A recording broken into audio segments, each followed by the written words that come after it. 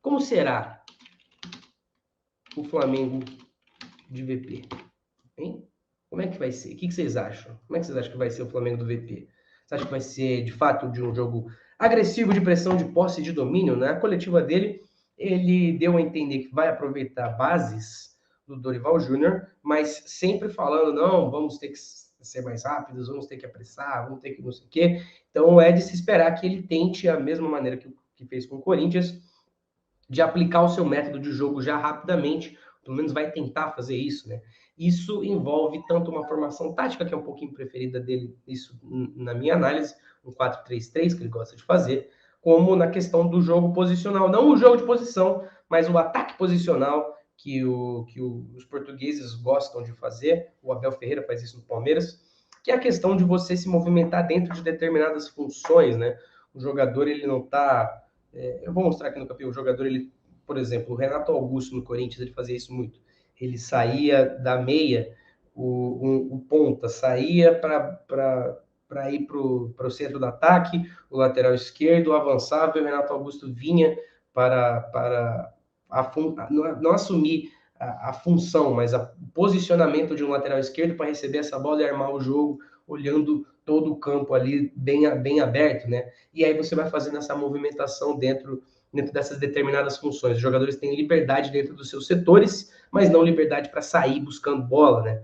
É uma coisa que às vezes até conta um pouco contra-intuitivo no futebol brasileiro, é do jogador que pede mais a bola, mas enfim. E aí nessas eu fiquei pensando de como pode ser, e eu abri aqui, eu vou até montar ao vivaço aqui, o campinho do Flamengo, né, do VP. Então vamos pensar aqui comigo. Goleiro deve ser o Santos, né? Mesmo se tiver o Rossi, o Santos deve dominar. Aliás, vamos só mudar a camisa do Santos. Vamos botar o quê? Vou botar uma azul aqui. Tá? Vamos botar azul aqui no Santos. Lateral direito, eu imagino que vai ser o Varela, né? O Rodinei saiu, o Mateuzinho pode ser que seja uma dessas surpresas, mas eu acho que isso a gente vai ver mais de acordo com o trabalho dele. Fato que dá para os dois jogadores que têm facilidade para apoio, não têm limitações físicas para apoiar em termos de idade nem nada.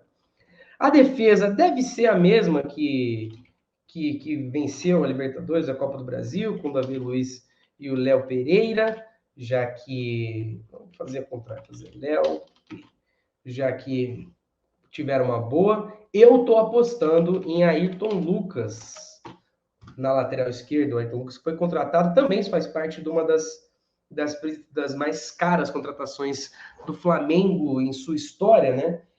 Porque eu acho que o Felipe Luiz vai ser um cara mais de opção de banco e ele vai entrar, se a gente usar o trabalho dele no Corinthians como base, eu acho que em situações em que ele pode ser um terceiro zagueiro, como ele fez bastante com o Fábio Santos no Corinthians, né?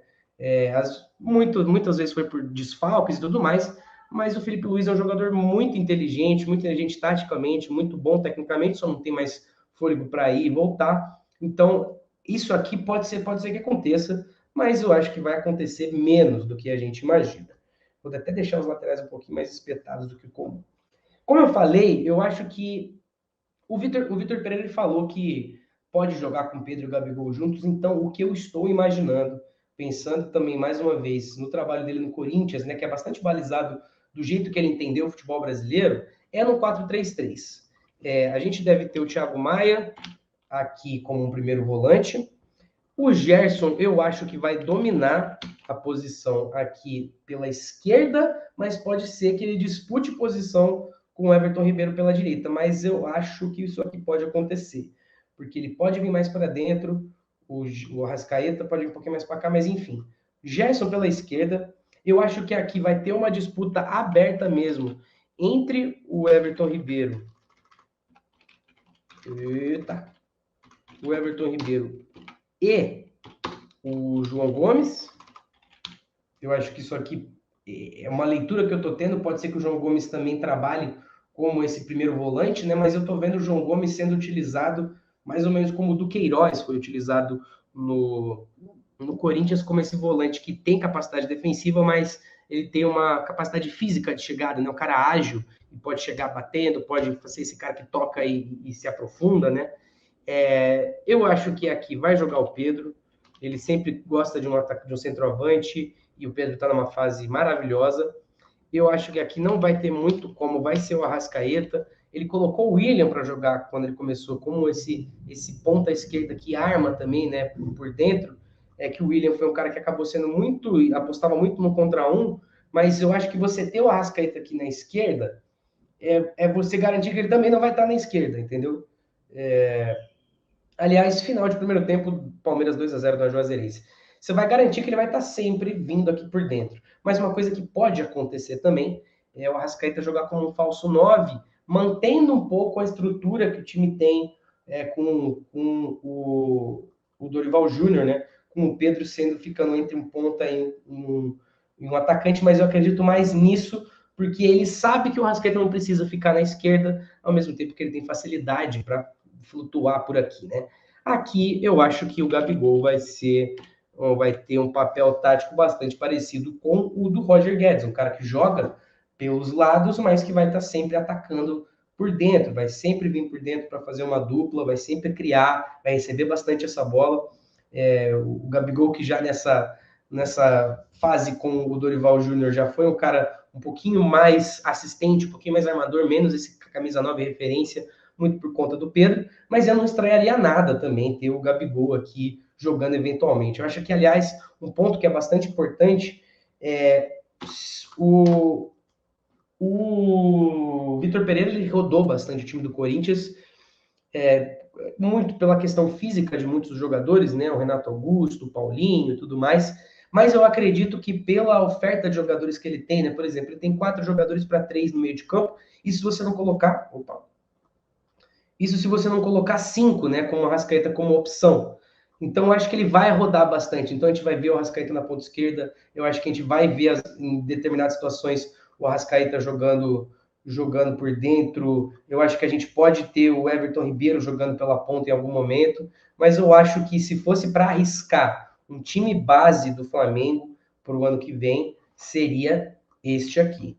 Até porque ele pode, no fim das contas, voltar a ser o time, quase o time de sempre, né?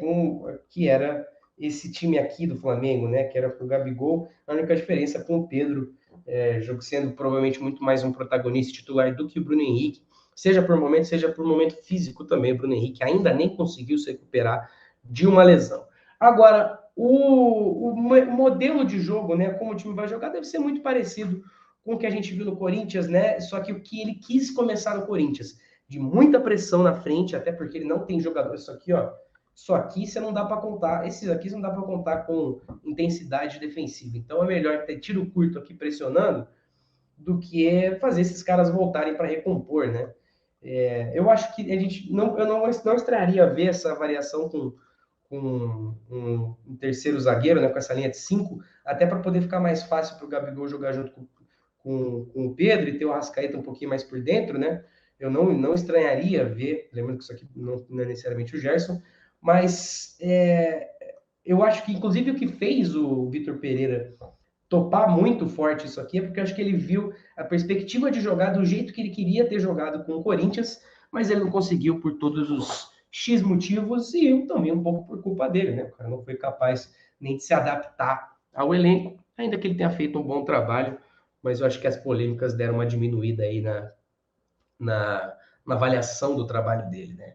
Esse vídeo que você acabou de ver é um corte da nossa live diária. Ela acontece de segunda a sexta, às 6 horas da tarde.